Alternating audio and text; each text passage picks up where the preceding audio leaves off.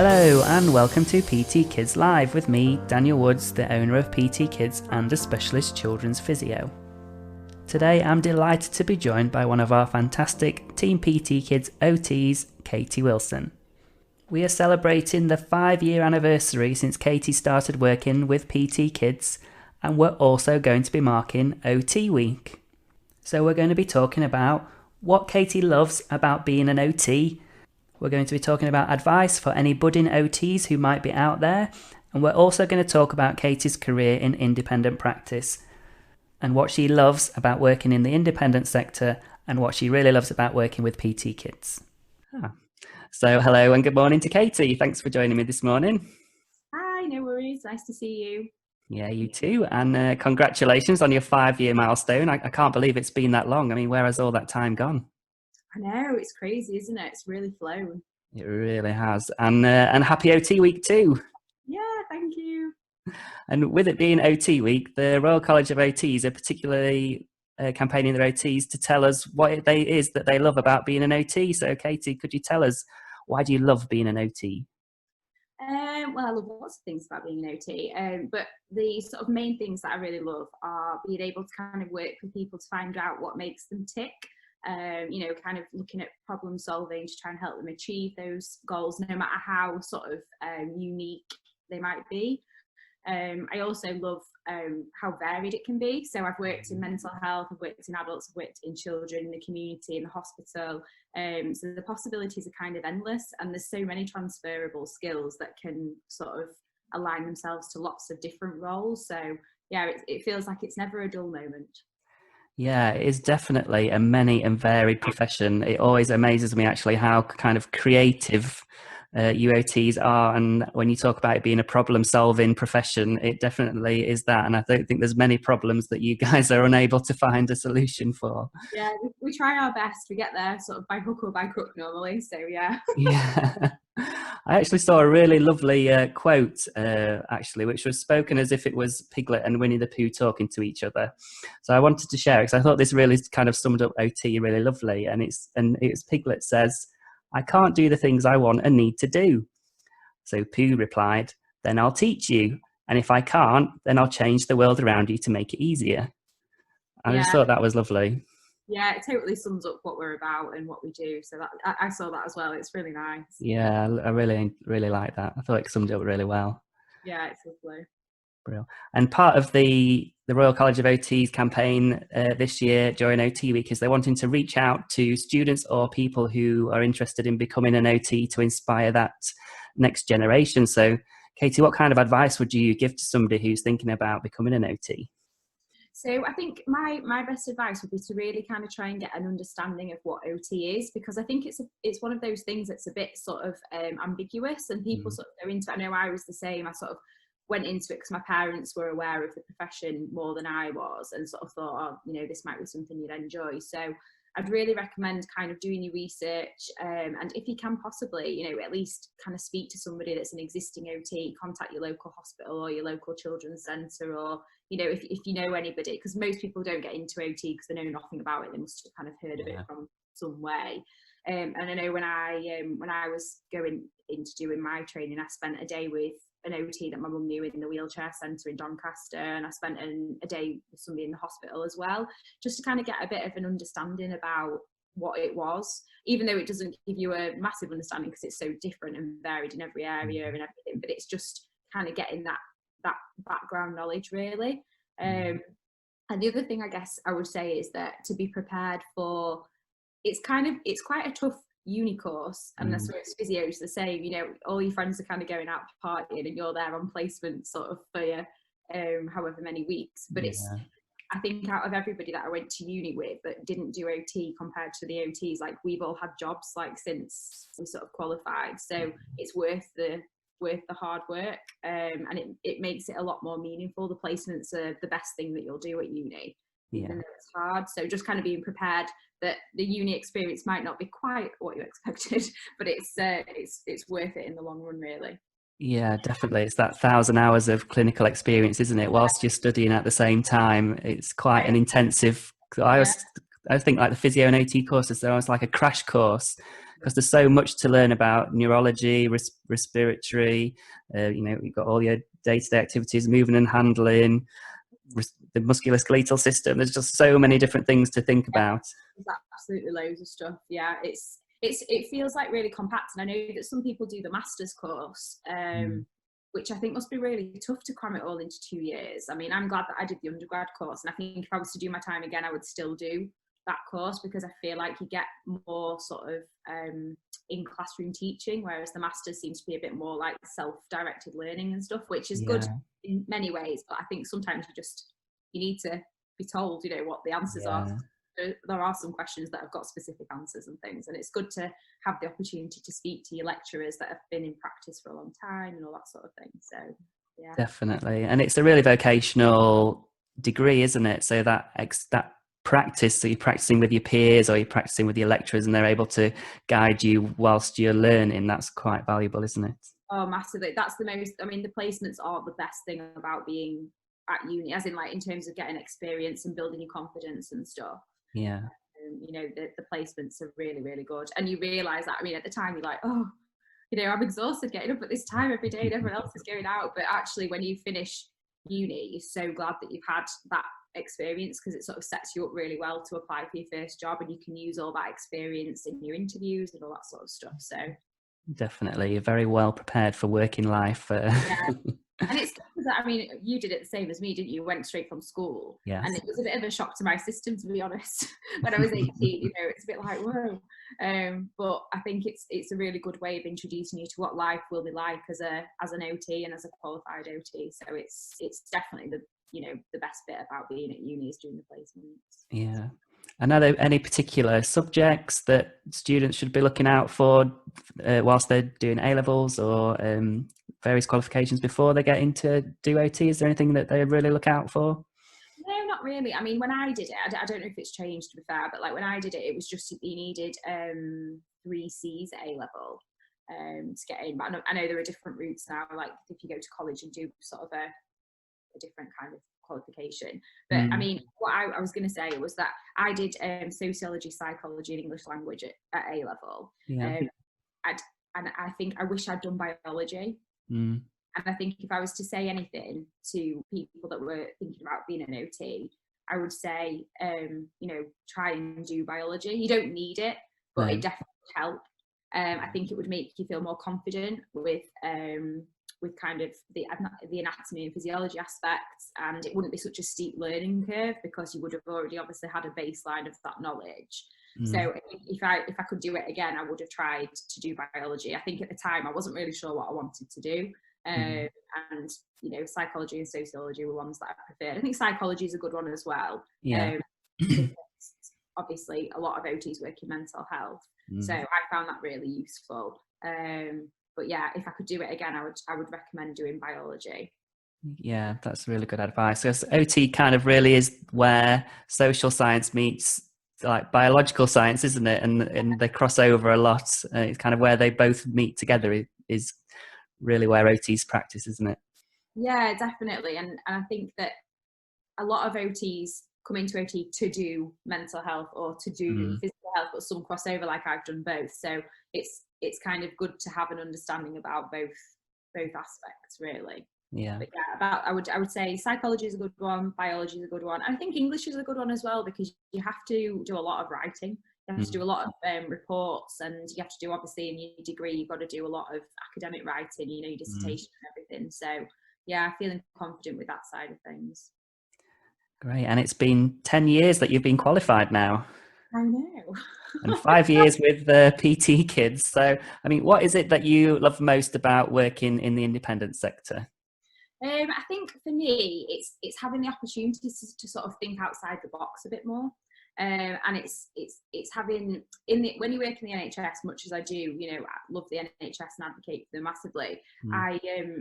I feel like there is a lot of red tape because of funding and time and staffing and everything. Whereas in independent practice, it's like you can spread your wings a bit more, and you can really look into like loads of different options without that sort of barrier, which is amazing, because it means that you're looking at all the latest technology, you're looking at all the latest ways of practicing. You're able to have the time to kind of do that weekly or twice weekly or whatever intervention with a family or a child, and it's so valuable. You get the job satisfaction, and doing that sort of hands-on therapy, working towards goals like long term as well. So yeah, that's what I love about it. Really, it kind of ignites my passion for OT, whereas sometimes in the NHS I think I can get a bit bogged down with sort of standard procedures and filling the stuff in and risk assessment, all that sort of stuff. And I feel like when you're doing the independent stuff, it's just purely OT. You don't get bogged down in other stuff, which is so refreshing, and that's what I absolutely love about doing work for PT Kids. That's great to hear. And I always feel like my job for you guys is just to unshackle you.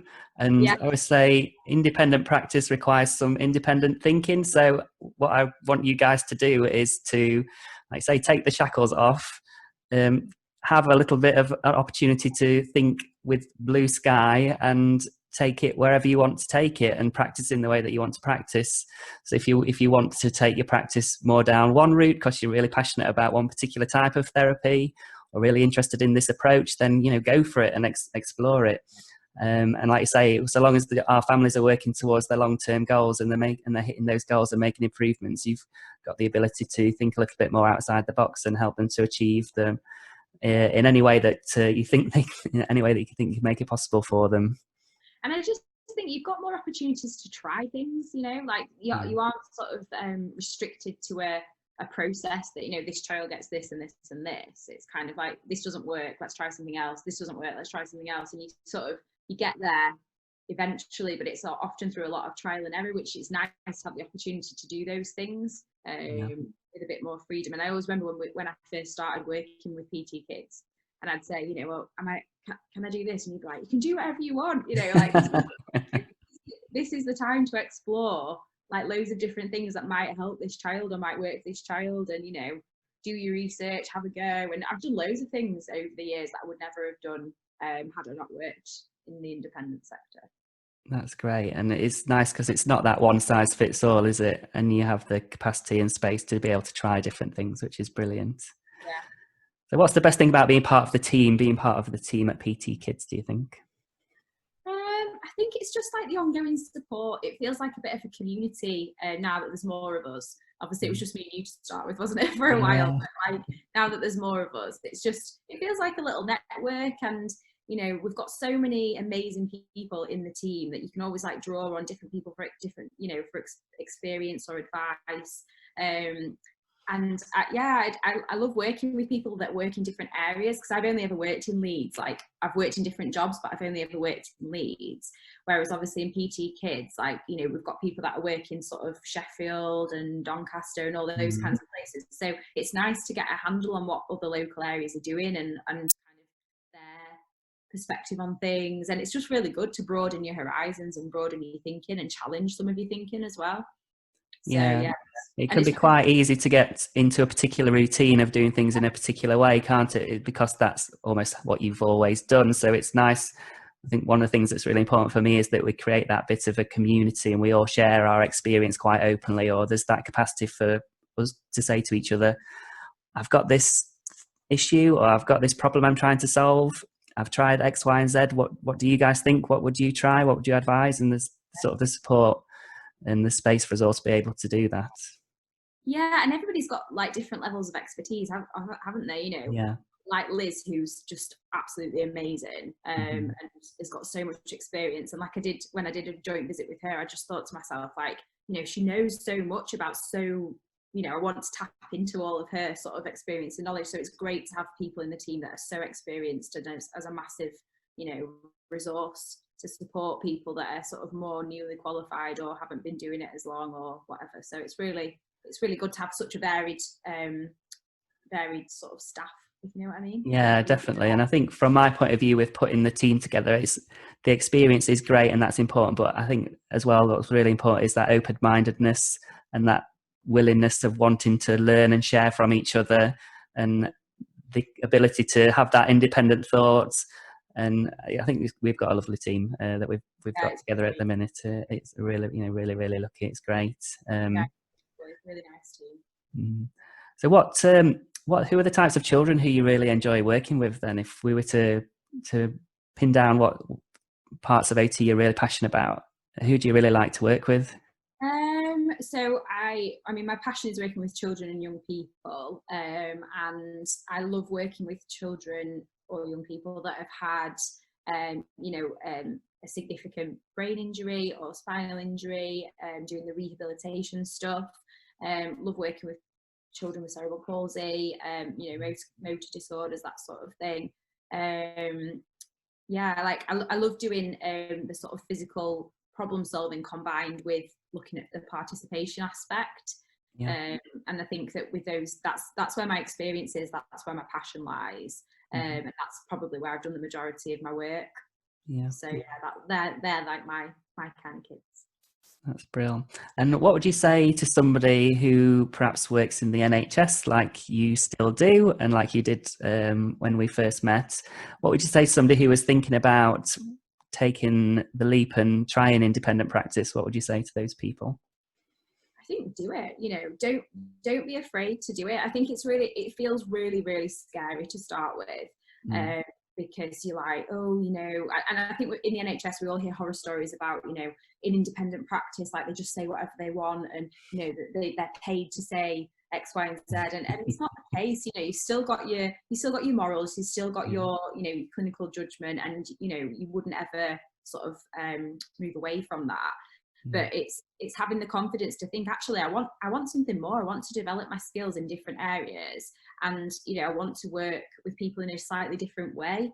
I think if people are interested in it, they should do it. There's a massive demand for it, and there are lots of different ways that you can work with children in independent practice. You could do it just on your own, or you could do it kind of in association with a well-established sort of business like PT Kids.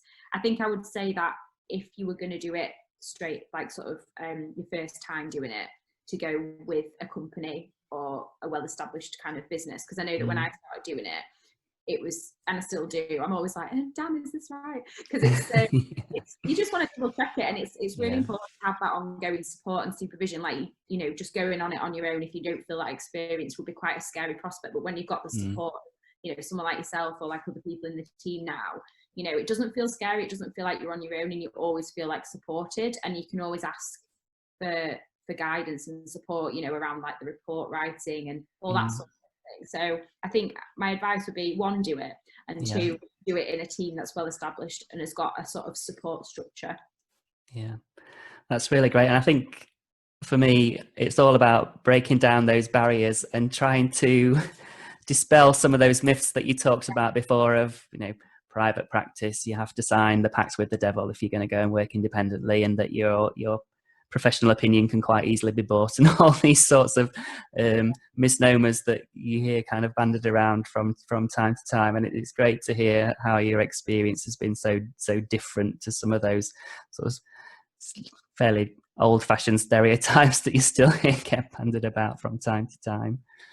Yeah, definitely. And I think there's still a massive sort of stigma around independent practice in the NHS. I know that we've spoken about this before. People sort of assume you've like sold out, or you've all that sort of stuff, but actually it's not. It's just a different way of working, and it is frustrating in the NHS not being able to deliver a gold standard of care to these kids, because that's what you want to do, that's what you're trained to do, and unfortunately through no fault of anyone's, apart from maybe, we can't. So doing independent practice, really, it's from a personal point of view, the job satisfaction is just phenomenal. The feedback you get from people, the impact you can have with a family and with a child on their lives, it's amazing, and it does drive you.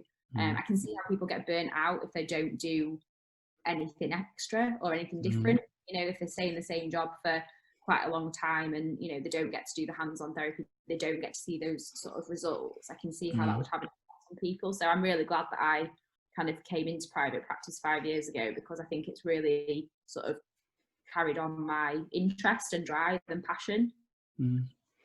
That's brilliant. And I mean, from me, over these 5 years, you've been such a fantastic addition to the team. As you said, you were our first OT. You was my first associate. So you've been such a massive part in how the team has grown, and you've been such a big part of developing PT Kids and our ethos. And you've made such a massive difference to the children that you've worked with in that time. It's been fantastic. So from me, thank you so much for all of your hard work, and from the children as well. We always get fantastic feedback from the families that you go and work with. So thank you so much. No, it's a pleasure. Thank you very much.